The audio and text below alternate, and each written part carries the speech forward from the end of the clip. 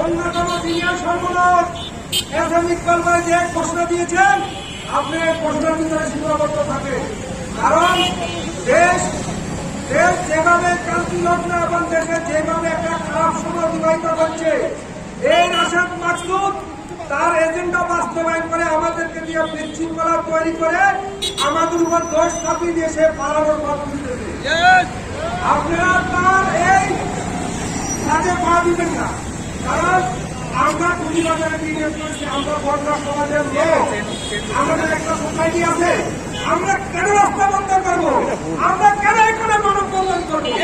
আমরা আমরা টাকা দিয়েছি, আমাদেরকে ভোটটা দিতে হবে। বাংলাদেশের প্রথম শ্রেণীর নাগরিকের ভোট দিতে হবে। আপনারা জানেন, আমি আবার আপনাদের কাছে হিসাবে আপনাদেরকে সবিনয় অনুরোধ করবো, কোন রকম বিশৃঙ্খলা তৈরি না করে, কোন রকম আপনারা এখন আপনাদের মাঝে আজকে এখানে আমাদের একমাত্র নারী নেত্রী উপস্থিত আছেন সেলিনা, আপনাদের মাঝে